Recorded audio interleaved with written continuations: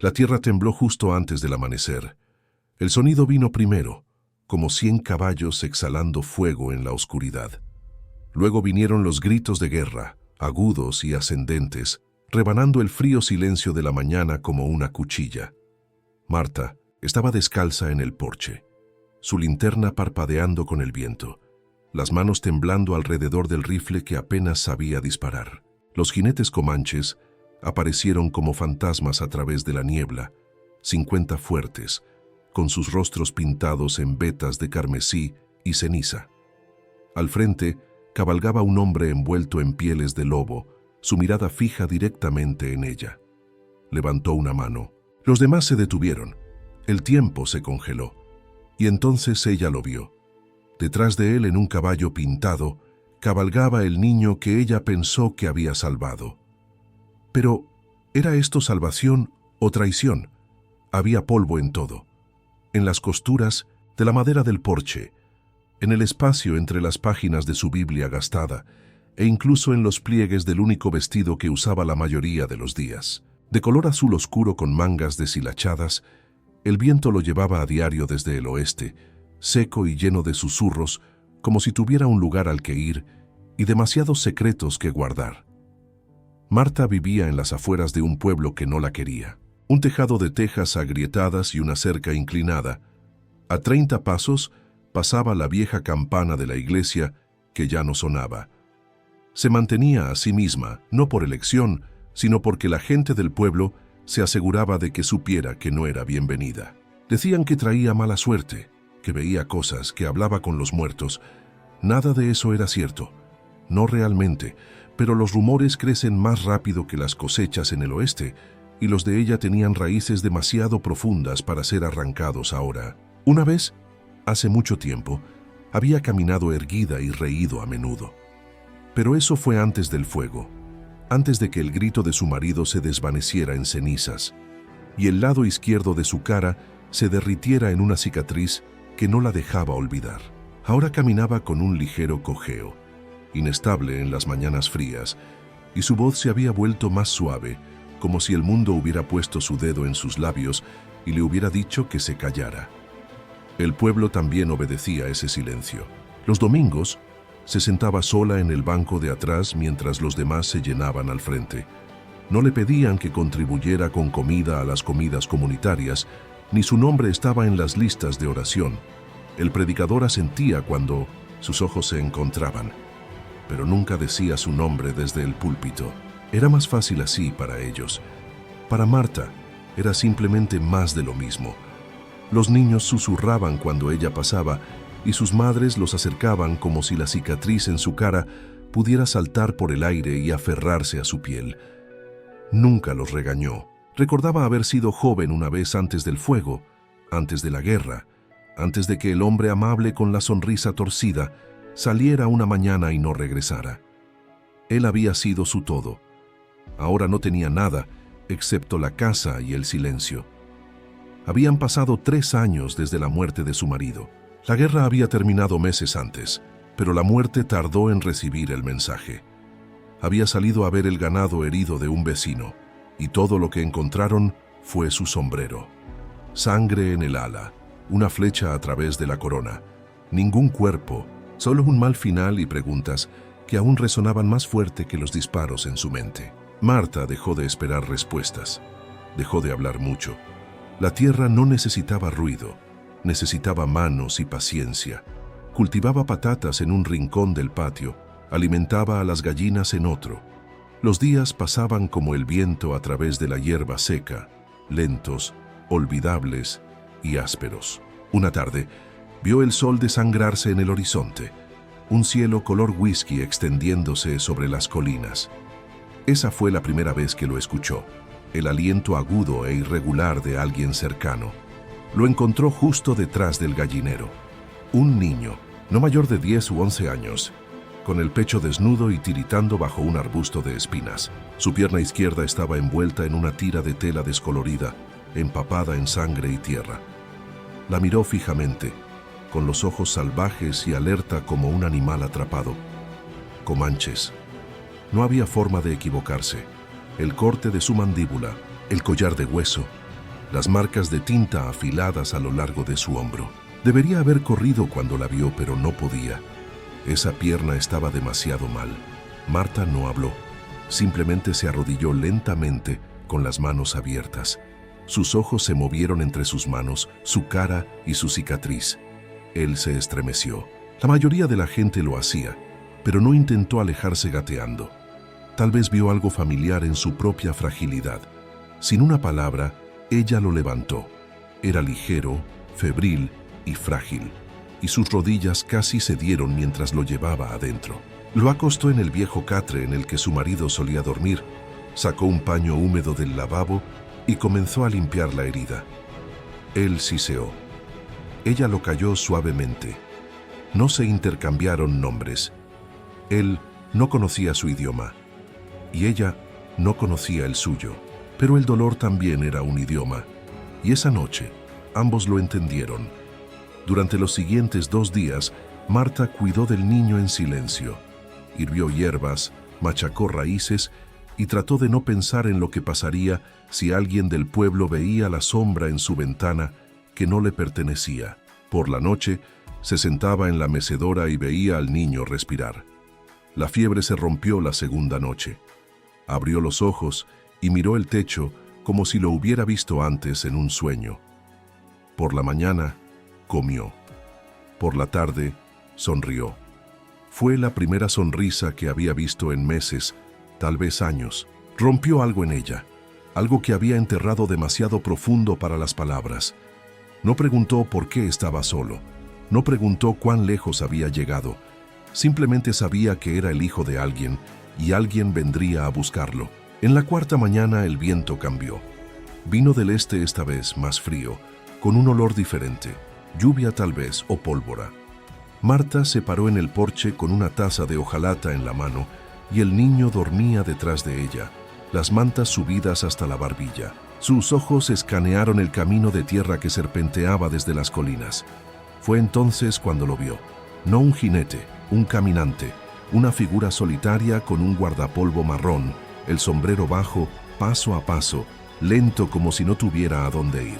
O tal vez ya había estado en todas partes y tenía las cicatrices para demostrarlo.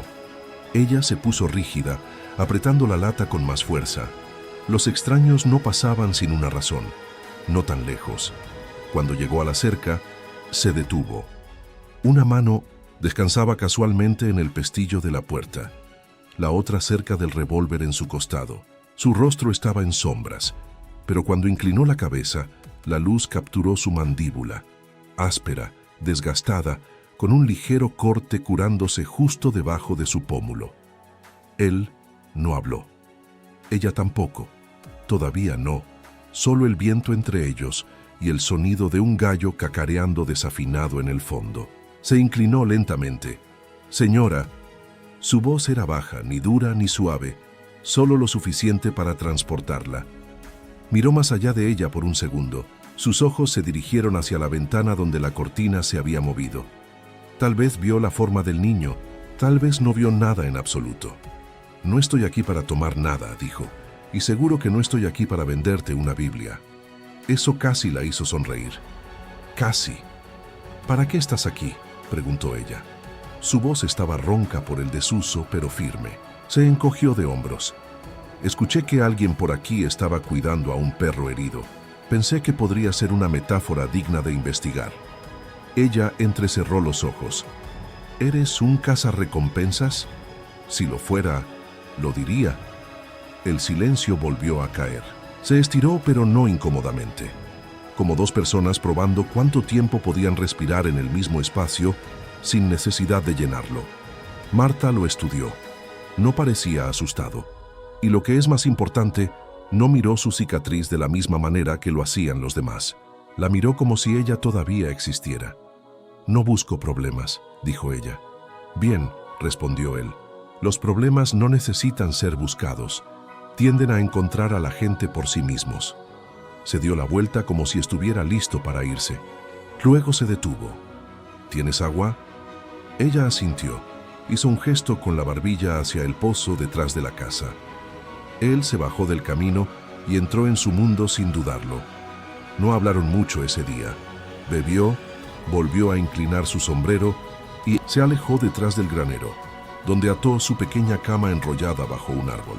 Sin explicación, sin pedir nada, simplemente se quedó como si la tierra hubiera abierto sus brazos y lo hubiera dejado hundirse. El niño lo miró por las cortinas. No dijo nada, solo observó. Marta notó cómo el hombre, a pesar de estar cerca, mantenía una distancia cuidadosa, no amenazante, no demasiado familiar.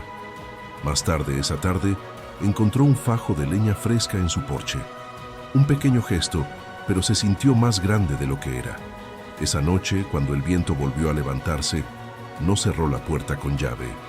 El nombre del extraño era Ellis, o eso dijo. No ofreció un apellido y Marta no preguntó. Ella pensó que todos tenían una razón para dejar partes de sí mismos atrás. No parecía un hombre que mintiera, solo uno que mantenía su verdad en un frasco en algún lugar lejos de su alcance. Para la segunda mañana, estaba ayudando con la cerca. Dijo que se inclinaba demasiado hacia el este y que ella debería apuntalarla antes de que el viento la derribara por completo. Sus manos estaban desgastadas, cicatrizadas y callosas, pero trabajaba como alguien a quien no le importaban las cosas difíciles.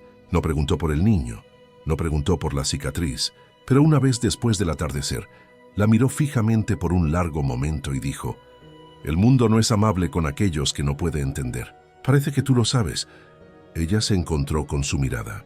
«He aprendido que los rumores viajan más rápido en los pueblos pequeños que los relámpagos en un cielo seco». Para el tercer día, la señora Avery de la iglesia estaba en la tienda general diciéndole a cualquiera que quisiera escuchar que un hombre había sido visto caminando por la cresta cerca de la casa de Marta. Dijo que tenía comanche en sus botas. Ella susurró lo suficientemente fuerte para que todo el pasillo la oyera. «Y sabes que siempre ha sido extraña desde que su marido desapareció».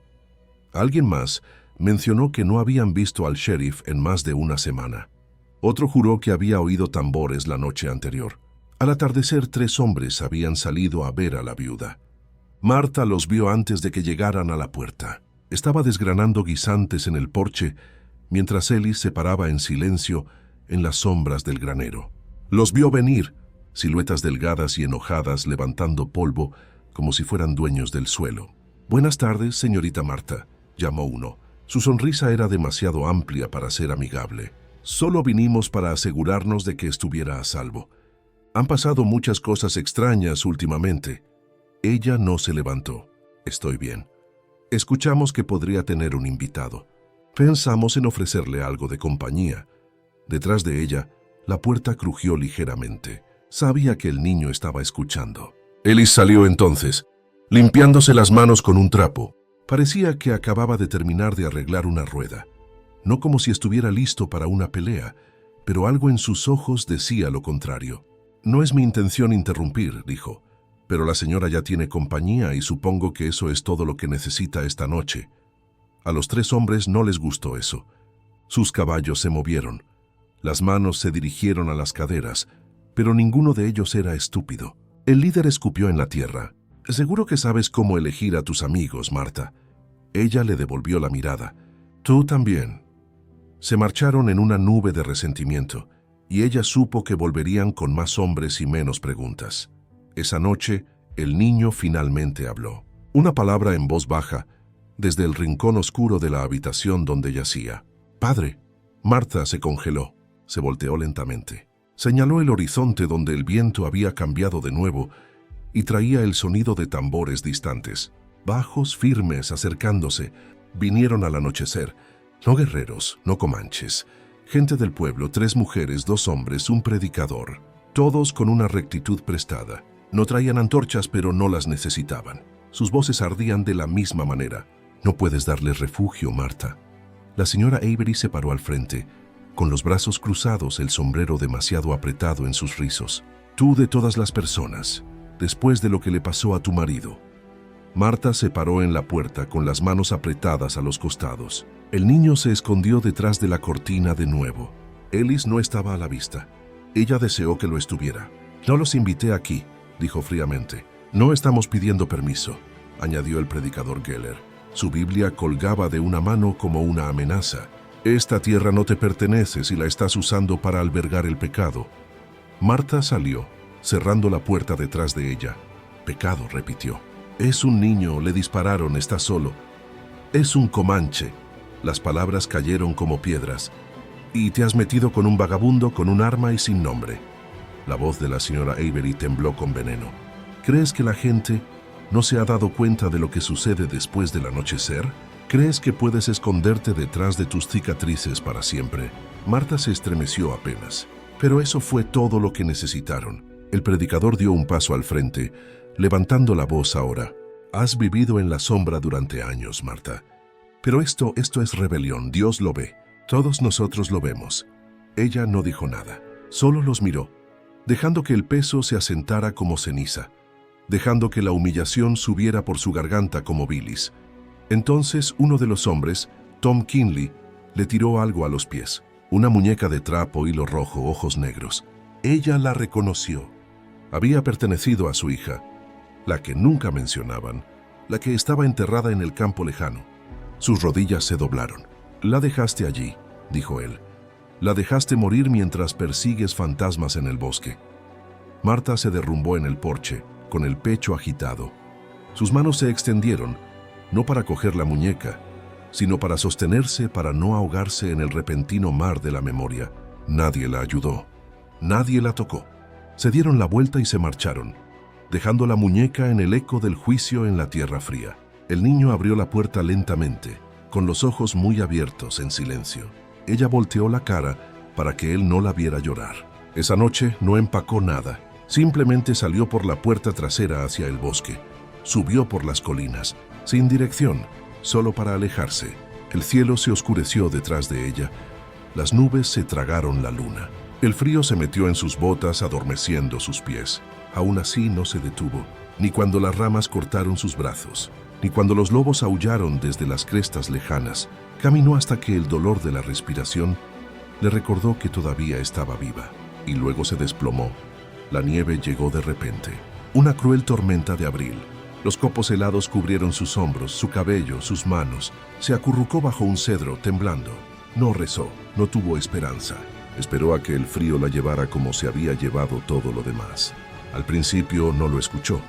No sintió el suave cambio en el aire, solo el calor de un abrigo que se le ponía sobre los hombros, y luego su voz, suave, cercana. Te he estado buscando. Ellis. Ella abrió los ojos lentamente. Él se arrodilló a su lado. Lluvia en su cabello, nieve derritiéndose en sus mangas. ¿Cómo supiste? No te despediste, dijo. No parecía propio de ti. Ella se rió amargamente. Tú no me conoces. Él inclinó la cabeza. Tal vez, pero sé reconocer cuando alguien está huyendo. No la levantó. No ofreció grandes discursos ni promesas. Simplemente se sentó en silencio. Se quitó los guantes. Le sostuvo las manos. La dejó temblar. La dejó respirar. No soy fuerte, susurró. Su voz se quebró, más suave que el viento. Quería hacerlo, pero me rompieron y los dejé. Ellis no discutió, no se apresuró a estar en desacuerdo. Miró sus manos, cicatrizadas con ampollas, desgastadas como mapas viejos. La gente como nosotros, dijo suavemente. No podemos romper en público, así que rompemos en secreto y luego nos levantamos en pedazos. Ella parpadeó, lo miró. No me quedan pedazos. Él se inclinó ligeramente, su aliento nublando el aire. Entonces déjame sentarme contigo mientras recoges más. Él la ayudó a caminar parte del camino de regreso, no en sus brazos, sino caminando cerca, dejando que ella se apoyara en su hombro. Cada paso se sintió como desprenderse de una capa de dolor. De vuelta en la cabaña, el fuego aún estaba vivo. El niño lo había mantenido encendido. Levantó la vista cuando regresaron. Corrió a las sombras, pero no muy lejos. Ella se desplomó en su silla, con mantas a su alrededor. Ellis se quedó al otro lado de la habitación en silencio, simplemente allí. Más tarde esa noche, cuando el niño finalmente se acercó, se arrastró a su regazo sin una palabra. Ella lo sostuvo, lo meció suavemente y afuera, Ellis se sentó en el porche con el rifle sobre su regazo. No porque esperara problemas, sino porque a veces lo más peligroso que un hombre puede hacer es esperar con amabilidad. El deshielo llegó lentamente esa primavera. como si la tierra, al igual que Marta, no estuviera segura de si merecía el calor de nuevo. La nieve todavía se aferraba a las copas de los árboles a fines de abril, pero debajo de ella algo se agitó. Un pulso, una voluntad, un fuego silencioso. Se despertaba antes del amanecer la mayoría de las mañanas, no porque tuviera que hacerlo, sino porque quería. El niño todavía dormía en el catre que Ellis había construido con madera de desecho y cuerda. Dormía profundamente ahora. No más estremecimientos con cada sonido, no más sueños febriles. Marta atizaba las brasas en el hogar y añadía leña fresca. El suave crujido era su sonido favorito en estos días. No mucho después, Ellis entraría del bosque, con el hacha al hombro, la barba cubierta de escarcha matutina. Nunca llamaba. Simplemente entraba como si siempre hubiera pertenecido allí. Y de alguna manera, a lo largo de las semanas lo hizo. Construyeron cosas, pequeñas al principio, una cerca adecuada, una nueva bisagra para la puerta trasera, estantes sobre el hogar. Ella sintió sus manos más firmes con un propósito. La cojera no desapareció, pero su andar se hizo más fuerte. Los susurros en el pueblo aún flotaban como polvo, pero menos se atrevían a acercarse a la puerta ahora. No desde que Ellis comenzó a dejar balas talladas en los postes de la cerca. Una advertencia silenciosa. Comenzaron a comerciar de nuevo. Carne de venado ahumada por harina, huevos por tela. Ella no sonreía en el pueblo, pero dejó de inclinar la cabeza. El niño se mantuvo escondido durante los viajes, pero estaba aprendiendo inglés. De Marta, de Ellis, de escuchar el mundo sin llegar a entrar por completo en él.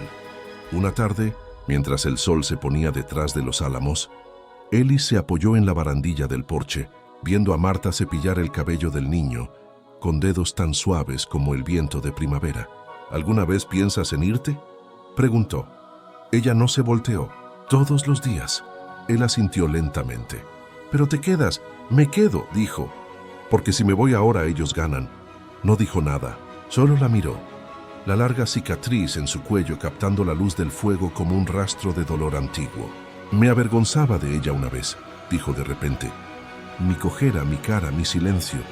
Pensé que había perdido todas las partes que me hacían una mujer». Ellis se acercó, con la voz suave. «Lo curioso es que nunca te vi rota. Te vi arder». Ella lo miró con los ojos firmes, cansados pero iluminados desde adentro ahora. «Entonces tal vez es hora de que deje de esperar a sentirme completa». Comenzaron algo más grande. A la mañana siguiente, la tierra de atrás estaba plana y rica, la hierba espesa, el suelo oscuro. Ellis encontró piezas de arado viejas, enterradas cerca del granero. Juntos tallaron líneas en la tierra. «Un rancho de caballos», acordaron. O algo parecido. El niño se rió por primera vez, viendo a Ellis perseguir un potro obstinado a través del arroyo. Esa risa brillante y corta y salvaje se quedó con Marta durante la noche. Pero el fuego atrae sombras, y para la segunda semana de mayo llegaron. Ellis se había ido al amanecer a comprar clavos y melaza. Marta se quedó a cuidar el tobillo magullado del niño. Oyó los cascos antes de ver a los jinetes. 3 de ellos, abrigos polvorientos, expresiones planas, agentes de la ley o algo parecido. El líder era alto, de barba gris con ojos afilados de juicio. Desmontó con una sonrisa familiar, el tipo de sonrisa que los hombres ponían cuando creían que lo sabían todo. «Martha Walker», dijo, «no esperaba encontrarte jugando a la casita con un salvaje y un fantasma». Ella no dijo nada, se mantuvo firme. «¿Sabes quién soy?», preguntó. Ella asintió una vez. «Marshall Dent», Ellis me lo dijo. Se rió entre dientes. «¿Te dijo que desertó de una caravana de la compañía? Dejó a 2 hombres para que murieran y así él pudiera desaparecer en los árboles como un cobarde». Marta no se estremeció, pero el niño detrás de ella agarró su falda. Dent se inclinó más cerca. «Él no es quien tú crees que es. Nunca lo fue». Esa tarde Ellis regresó y la encontró sentada en los escalones del porche, con los ojos rojos pero tranquilos. «Sabías que vendría», dijo ella. Él asintió. «Supuse que lo haría. Era solo cuestión de tiempo». «¿Es cierto?», preguntó ella. «Lo del tren de vagones». Ellis se agachó a su lado apoyando las manos en las rodillas. «Lo es, pero no de la forma en que él lo cuenta». Ella esperó. «Me ordenaron matar a una familia comanche acampada cerca del río. No habían atacado a nadie. solo vivían demasiado cerca para la comodidad. 2 de nuestros hombres se adelantaron. Para cuando los alcancé ya estaba hecho. Tragó saliva. No pude soportarlo. Enterré a los muertos. Dejé mi placa en la silla del capitán y me alejé. Marta lo miró, con los ojos llenos de tormenta y claridad. «¿Has estado huyendo desde entonces?» Él asintió. «Fa está aquí». El niño salió entonces, sosteniendo un caballo tallado que Ellis había hecho para él. Lo colocó en el regazo de Ellis en silencio. Luego se subió a los brazos de Marta. Ella no le pidió a Ellis que se fuera, y él no huyó. Se prepararon esa noche, no para la guerra, no para la rendición, sino para la verdad. A la mañana siguiente, ella cabalgó sola al pueblo, con el cabello trenzado, vestida de forma sencilla, el rifle atado a la espalda. Entró directamente en el salón, donde Dent estaba bebiendo con 2 ayudantes. «¿Quieres a Ellis?», dijo. «Ven a buscarlo. Pero que sepas esto. Si cruzas mi tierra con armas desenvainadas, no la dejarás siendo el mismo hombre». Dent se rió. «¿Estás amenazando a un Marshall, señorita Walker?» «No», respondió ella. «Te prometo que esa colina detrás de mi cabaña tiene espacio para 3 cruces más si es necesario». Se marchó antes de que pudieran responder. La sala se había quedado en silencio. Nadie la siguió. De vuelta en el rancho, Ellis estaba cavando postes para la cerca. El niño condujo un potro domado por el nuevo campo. Marta se sentó junto al lecho del jardín, plantando semillas, hileras e hileras de ellas. «Pensé que nunca volvería a construir nada», dijo. «Pero tal vez esa era solo otra mentira que me enseñaron». Ellis miró hacia ella. «No eres la misma mujer que conocí». Ella se encontró con su mirada. «No», dijo, «soy mejor. Vinieron al amanecer. 50 jinetes, sombras silenciosas a caballo. Ni un solo grito de guerra, ni un solo movimiento desperdiciado. Solo el trueno constante de los cascos sobre la tierra descongelada mientras el horizonte se iluminaba con una luz naranja de fuego. Los comanches no estaban allí por venganza. Estaban allí por el niño, y su padre cabalgaba al frente. Marta se paró en la puerta, con el rifle en la espalda, un nudo en la garganta. Ellis a su lado, con la mandíbula tensa pero los ojos firmes. El niño se aferró a su pierna, descalzo, temblando pero sin esconderse. Cuando los jinetes se detuvieron justo más allá de la cerca, su líder desmontó, alto, corpulento, con el cabello trenzado salpicado de plata. Miró no a Ellis, no a la tierra, sino a Marta, y luego lentamente miró a su hijo. Nadie habló.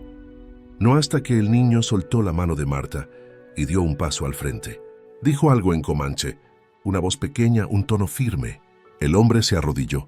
Marta no entendió las palabras, pero entendió el momento.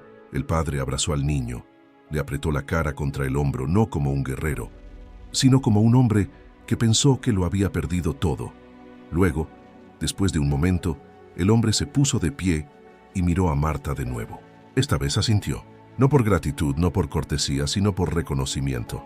Ella había salvado a su sangre, y por eso ella siempre sería parte de su historia. Entonces hizo algo que nadie esperaba. Se hizo a un lado e hizo un gesto al niño, dejándolo decidir.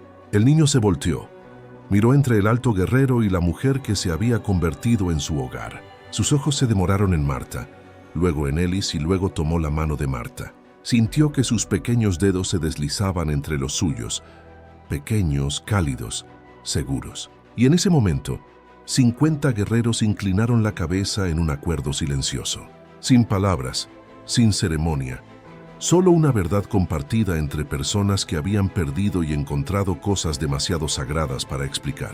Se quedaron hasta que el sol despejó la cresta. Luego los jinetes se desvanecieron de nuevo en las colinas, como el humo regresando al viento. 3 días después, el pueblo se reunió en la capilla, no para un funeral, sino para una boda, una tranquila, sin música, sin flores, solo manos unidas sobre bancos astillados y lágrimas silenciosas de aquellos que por fin vieron quién era ella realmente. Ellis no usó un traje, ella no usó blanco, pero había un collar de plumas de halcón atado alrededor de su muñeca, un regalo del niño.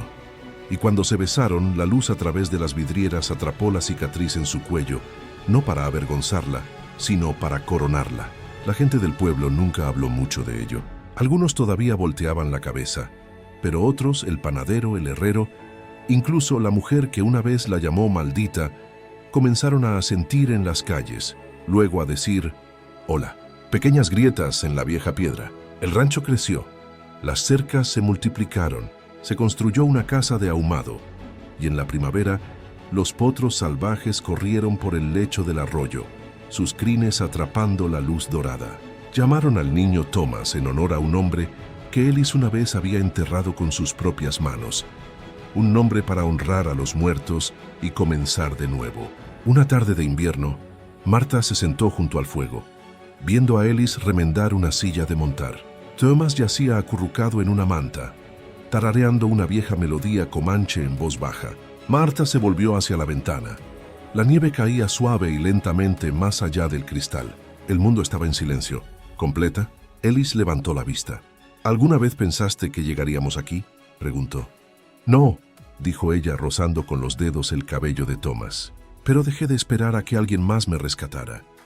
Ellis le alcanzó la mano, la sostuvo no con fuerza, sino como si nunca la fuera a soltar. Afuera, la nieve se espesó, pero adentro el fuego ardía de manera constante.